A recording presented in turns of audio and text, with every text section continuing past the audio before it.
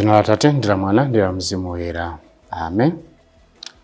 Takulandirani leronso mu programu ina pano pa Tilankhule na Ambuye. Ndipo uno ndi mulungu wa 24 pa masiku apachaka. Ndipo mawu athu wa lero akuchokera mu kalata ya Heberi kuyambira chapter 5 verse 7 mpaka na 9. Amene akutiwerengera mawu oyamba ndi Brother Lois Kiokwa, OH, Hospitaller Brothers of St. John of God, Malawi Catholic Community in Kenya. Ndiponso uthenga wa lero ukuchokera pa Yohane chapter 19 verse 25 kufika 27.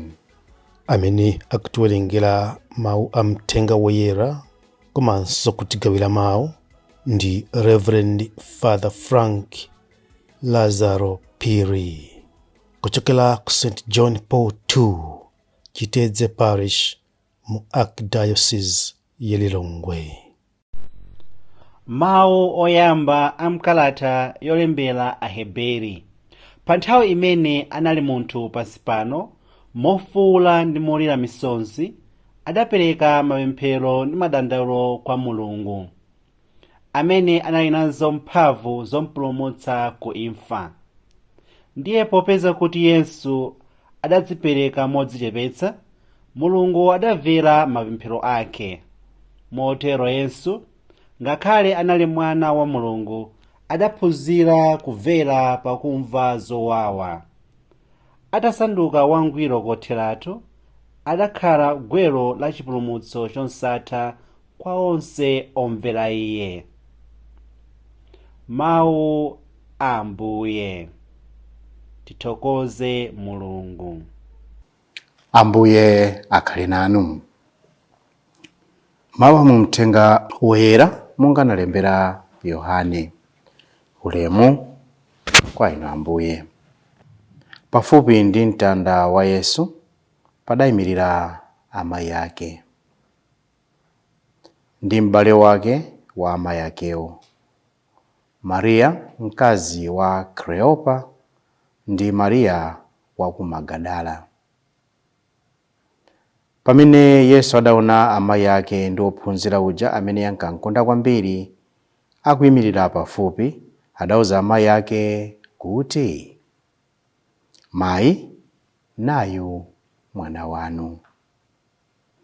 Adauzanso ophunzirayo kuti, "Nawa amayi ako." Ndipo kuyambira pamenepo wophunzirayo adawatenga amayiwo nkumakawasamala kwawo. Mthenga wa Ambuye. Ulemu kwa inu Ambuye Yesu Khristu. Abalanga okondeka mwa Ambuye, lero mu mpingo tikuchita chaka cha Our Lady of Sorrows, amayi Mariya achifundo, kapena amene adabayidwa ndi chisoni. Chaka ichi chimalumikizana ndi zimene timaphunzitsa mu Eklezia Katolika za the 7 sorrows za amayi Mariya. Ndipo mwa izo timakumbukira za zimene Simeon adanena za amayi Mariya pamene ankapereka mwana wawo Ambuye Yesu pa mtanda. Timaonanso za imfa ya Ambuye Yesu, komanso mmene amalandira maliro wa mwana wawo Ambuye Yesu Khristu, pamenenso adapanga witness pamene Ambuye Yesu Khristu amayikidwa m'manda. Ndipo chaka cha lero chimatipatsa ndi kutikumbutsa maphunziro angapo ngati a Khristu. Poyamba kunena kuti kulibe chikhristu chopanda mtanda. Tikamakamba za chikhristu timakamba za mtanda. Izi zimene akutikumbutsa bwino mawu aja timanena kuti golide atikongoletse, atisangalatse titero tikukongola kwake, amayenera kudutsa mu ng'anjo ya moto. Choncho ifeso a Khristu kuti chikhristu chathu chikhale chomveka bwino lomwe, timenera kuchiona, kuchisuzumira pamoyo umene Ambuye Yesu Khristu anadutsapo. Kuti Ambuye Yesu Khristu anasauka, anazunzika chifukwa cha ife. Ndipo amayi awo, amayi Mariya, nawonso anasautsidwa chifukwa cha machimo amene Ambuye Yesu adasenza kuti atipulumutse. Ndipo tena kusinga mozama kuti kodi masautso a Ambuye Yesu amene adatiwombola, ndipo masautso amene amayi Mariya adadutsapo, chatimana kuti amayi Mariya is the first Christian. Kodi masautso amene wawa amayimira chani moyo mwanga? Poyamba tizindikira kunena kuti mdziko lapansi mukuchitika zambiri. Ndipo ife ngati Akhristu tindi udindo woonetsa nkhope ya Ambuye Yesu Khristu ku dziko lapansi. Ife ngati Akhristu tindi udindo woti anthu amudziwe Yesu Khristu. Koma kuti anthu amudziwe Yesu Khristuyo timadutsa mu zipsinjo, kapena timadutsa mu sufferings. Koma cholinga cha sufferings awa is to purify us, kuti atiyeretse tisanduke atsopano. Tikozonena mosabwerera mbuyo kunena kuti ife ngati Akhristu ndi udindo wathu ndipo ndi ntchito yathu kuonetsetsa kuti pa dziko lapansi anthu akalandire chipulumutso. Ndi ntchito yathu imene ngati Akhristu. We have to preach Jesus, the crucified, amene through his suffering, death and resurrection anatipulumutsa. Ndipo amayi Mariya anadutsa momwemo. Mungoganizeni kunena kuti kodi zimapanga feel bwanji pamene amaona mwana wawo akusauka? Amayi Mariya amamva bwanji pamene adaona mwana wawo akunyozedwa, kutukwanidwa, kupachikidwa, kufa, kuyikidwa m'manda? Tikuzunguganiza za imfa ya mzathu, ya abale athu amene timawadziwa, timamva bwanji? Tikamva kuti munthu amene timamukonda akusautsidwa, akunyozedwa, timamva bwanji? Ndipo ifeyo ngati mtundu wa anthu timayenera kuzindikira kunena kuti ndi udindo wathu kusandutsa masautso a Ambuye Yesu kuti akhale tanthauzo. Ndi udindo wathu. Zimene zizi tingazikwaniritse bwanji? Poyamba tikhoza kuzikwaniritsa pokhala anthu amene tili oona mtima, truthful people. Timayenera kuzindikira kunena kuti when you are truthful, munthu kamanena zoona, nthawi zambiri umapanga adani ambiri chifukwa cha truth. Ukamanena zoona, abwenzi ako amatha kukuthawa. Tikukhala mdziko limene lijaona kuti people glorify bodza, people glorify bad things. Mwachitsanzo, today lero kumaoneka ngati fashionable kumaonera zinthu zolaula, kandi pamasamba mchezo, kandi makanema ndi zina zotero. Zimaoneka kuti it's normal, koma it's not normal. Jesus died for that. Anafera zimene zozo. So ife ngati Akhristu ziziti baya, ziziti wawa, tizipanga feel ndi Ambuye Yesu Khristu. Tizimva ululu ndi kuwawa ndi Ambuye Yesu Khristu. Koma ifeyo potengapo gawo lathu to be truthful people.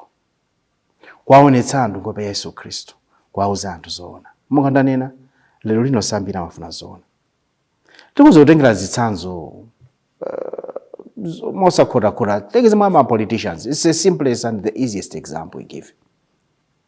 Timatoka anda atsogolera abwinobwino, koma amene amanamizidwa, sauzidwa zoona ndi anthu amene amawazungulira. Timatoka anda abwenzi athu abwinobwino, amene timawaphocholetsa pofuna kuwakondweretsa. Munthu akamachita zopusa, ifeyo ndikumachemerera, kapena umaza kuti isimezi ndi zoonadi. Tikudziwa ndithu kuti this is not true. So death ya Ambuye Yesu, masautso amene amayi Mariya adadutsamo chifukwa cha machimo athu, chifukwa amayi Mariya suffered because of our sins. Ndipo suffering ya amayi Mariya is linked komanso ndiyolumikizana ndi suffering ya mwana wawo Ambuye Yesu Khristu. Ndipo ifenso ngati Akhristu lina timaona tionesa kuti suffering yathu idzakhala tanthauzo only if it's linked ndi kwa Ambuye Yesu. If we don't tell the truth kwa anthu, we crucify Jesus a second time. We increase the sufferings of our Mother Mary. Ngati dziko sili kuyenda bwino, it's our duty kuwauza kuti dziko sili kuyenda.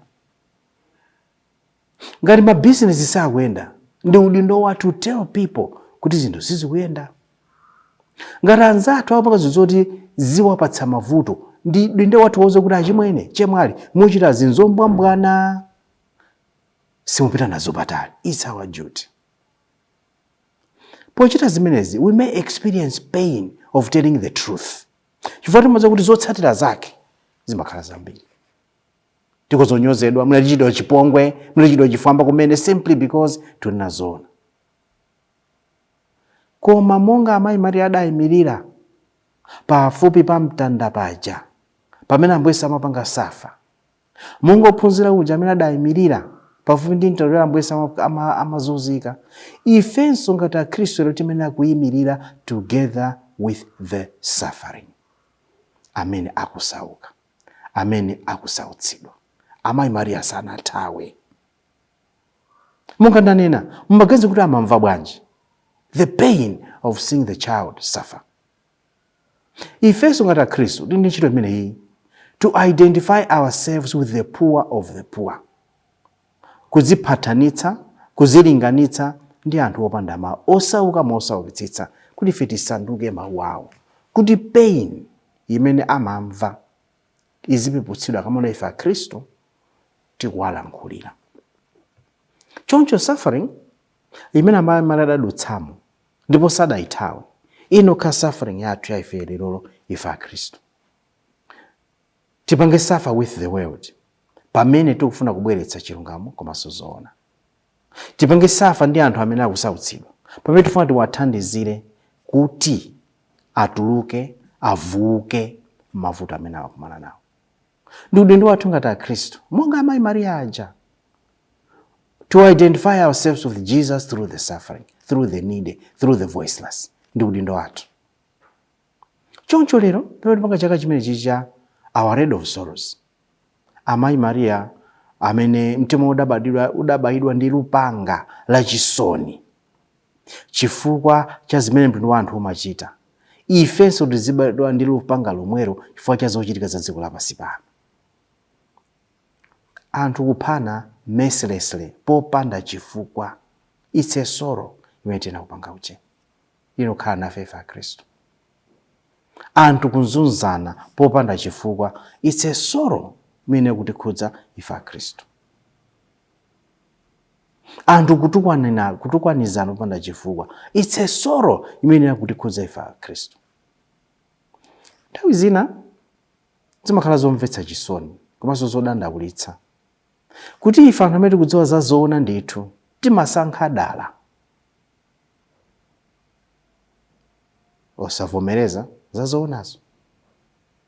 Ife amene tikudziwa za zoona ndithu timasankha dala, nthawi tikasankha dala kuti mwina tilandire ma favors kwa anthu, kwa anzathu, kwa anthu andale, kwa anthu a business, kwa ma religious leaders, kuti andire ma favors nkumanama imene nthuma zathu imene akutikhudza. Choncho ma suffering ya amayi Maria imene anapanga safa chifukwa cha suffering ya mwana wa Ambuye Yesu imene okhala yathu lero. Amayi Maria adakwezedwa kumwamba, ife tili mdziko lapansi pano, ndi ntchito yathu, it's our job, it's our duty kuonetsetsa kunena kuti kusauka kumene Ambuye Yesu kudalitsa kuti awombole mtundu wa anthu, kusauka kumene Ambuye Yesu adadutsamo, masautso adadutsamo Ambuye Yesu Khristu, ambenenso masautso amayi athu amayi Maria akhale masautso athu popanga identify with the vulnerable of society. Lero nina mkhozo udzifunsa ngati inu ma politicians, have you brought suffering to this nation or not? Mkhozo udzifunsa ngati ma religious leaders, kodi mu kuweta kwanu kwa nkhosa za Mbuye, do you bring suffering to them or I?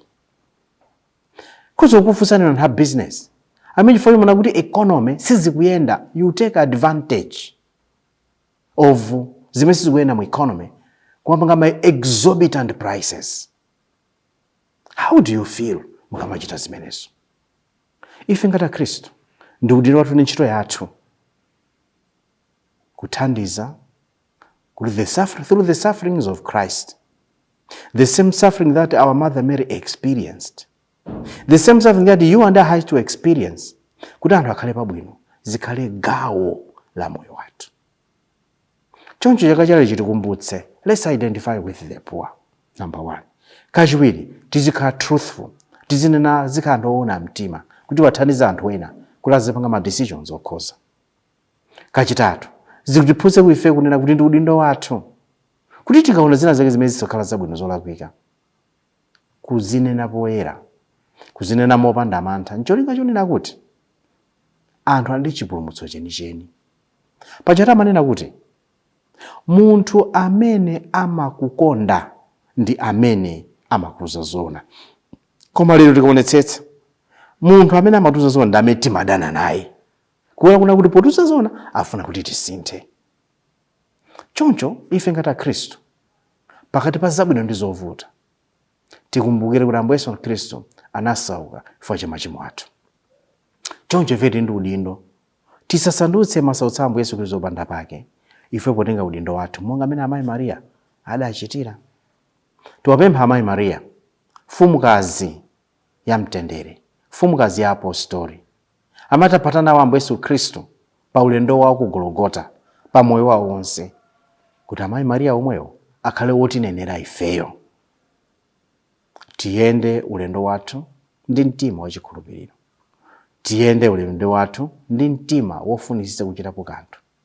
Mu chaka chino cha Jubilee chimene chidatsekulira ndi Pope Francis mu 2024, pa chaka chakukwera kwa Ambuye Yesu kumwamba, chimene chiyithe pa January 6, 2026, mmene tikukondwera majubilee osiyanasiyana, tikumbukire tikondwerera zenizeni ndi zoona pokhapokha tizipanga identify kuti tizipathanitse ndi masautso a Ambuye Yesu Khristu omwewo amene amayi Mariya anadutsamo potsata mwana wawo, poona mwana wawo akusauka, akuvutika, akusauka. The same pain izikhala ndi ife, tione kuti pa dziko lapansi palibe chilungamo. Tiwapempha Ambuye Mulungu maunene wa amayi athu amayi Mariya athandize ifenso kukhala anthu amene moyo wathu ndi ophatana ndi Yesu Khristu. M'dzina la Atate ndi la Mwana ndi la Mzimu Woyera. Amen.